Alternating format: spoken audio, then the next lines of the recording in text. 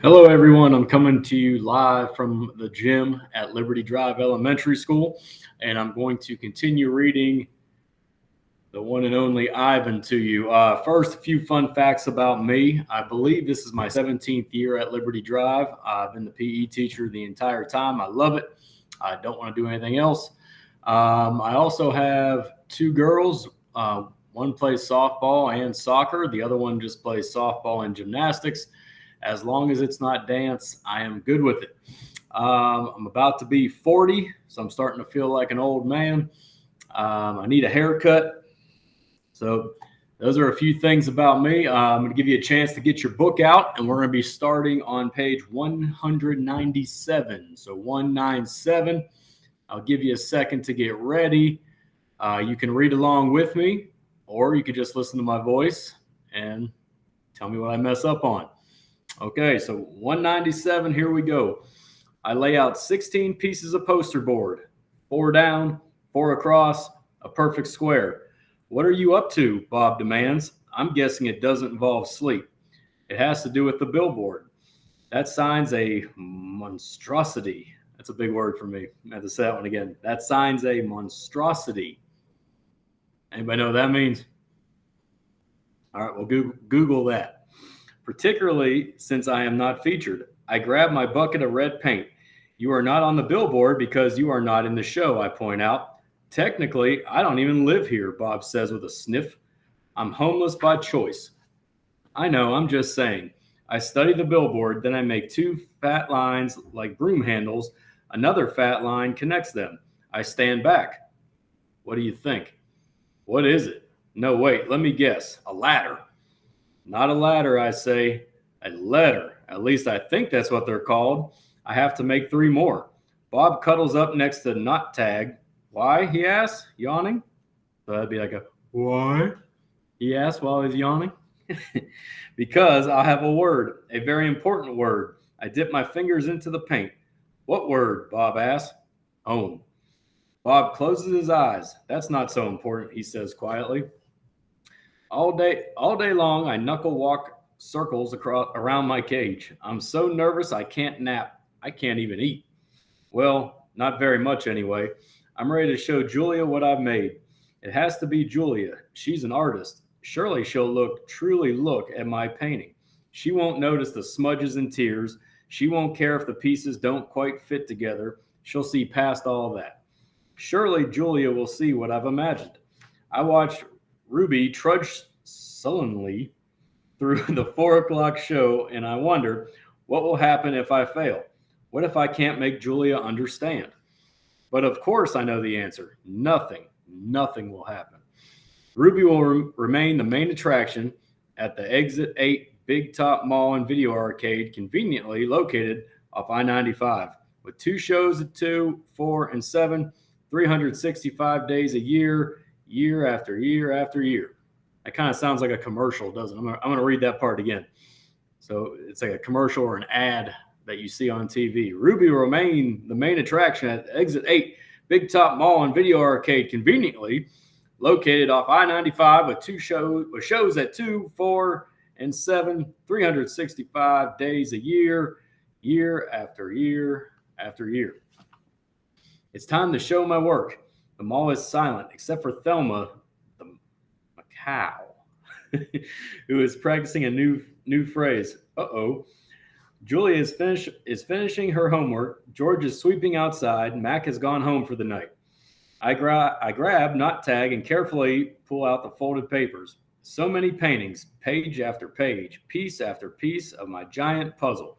I pound on my glass, and Julia glances over, fingers trembling. I hold one of my paintings. It's brown and green, a corner piece.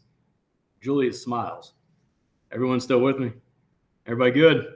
All right. We're rolling on.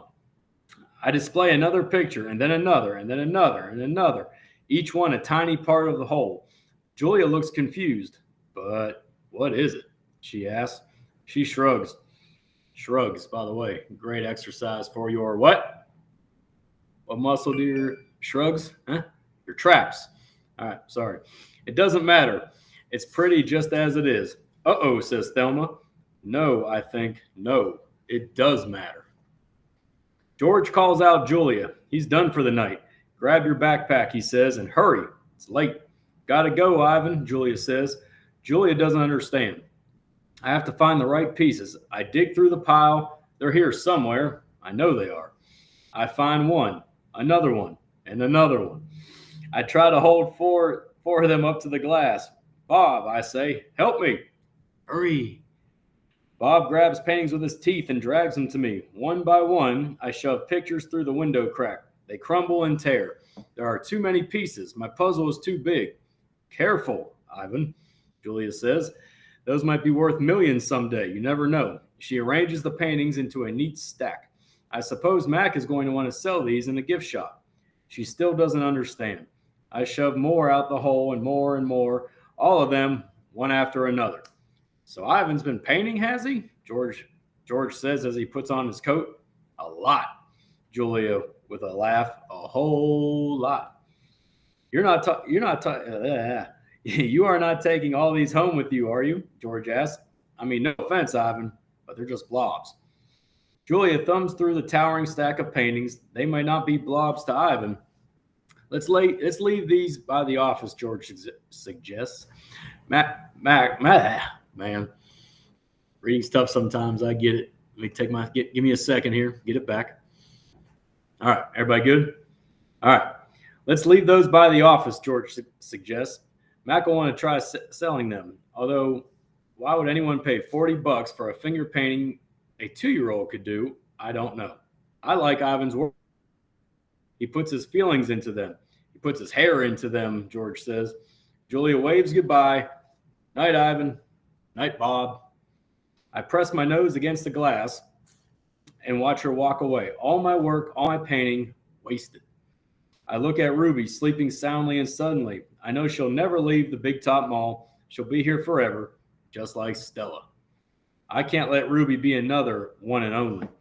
Often when visitors come to see me, they beat their hands against their puny chests, pretending to be me.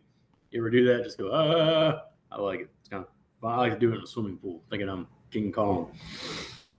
They pound away soundlessly at the wet wings of a new butterfly. The chest beating of a mad gorilla is not something you ever want to hear, not even when you're wearing earplugs, not even when you're 3 miles away wearing earplugs. A real chest beating sends the whole jungle running, as if the sky has broken open, as if men with guns are near. Thump. The sound, my sound, echoes through the mall. I like this guy. George and Julia spin around. Julia drops her backpack. George drops his keys. The pile of pictures goes flying. Thump, thump, thump. I bounce off the walls. I screech and bellow. I beat and beat and beat my chest. Everybody beat your chest real quick. Get into it. I like it. Bob hides under the knot tag, his paws over his ears. I'm angry at last. I have someone to protect. After a long while, I grow quiet. I sit. It's hard work being angry. Julia looks at me with wide, disbelieving eyes. I'm painting. I'm a little out of shape. The heck was that? George demands. Something's really wrong, Julia says. I've never seen Ivan act this way. He seems to be calming down. Thank goodness, George says. Julia shakes her head. He's still upset, Dad. Look at his eyes.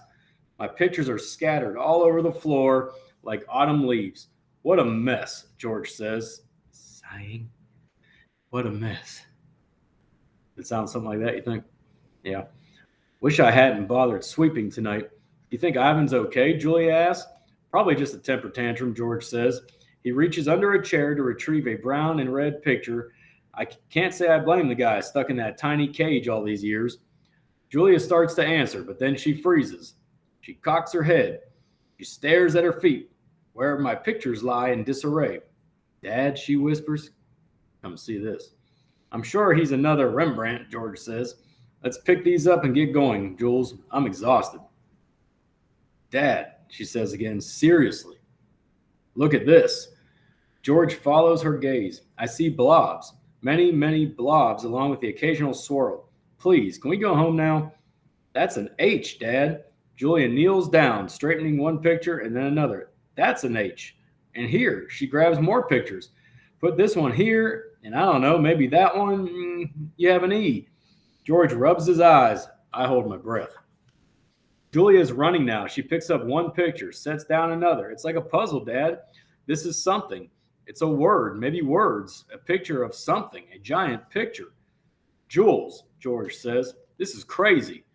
But he's looking at the floor too, wandering from picture to picture, scratching his head. H, Julia says. E, O, O? Julia chews her lower lip. H-E-O, and then looks a lot like an I. H-E-O-I. George writes in the air with his finger. I-E-O-H. Not the letter, an actual I. And that's a foot, or maybe a tree in a trunk. Dad, I think that's a trunk.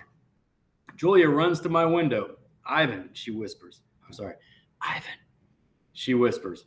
What did you make? I stare back. I cross my arms. This is taking much longer than I thought it would. Humans. Sometimes they make chimps look smart.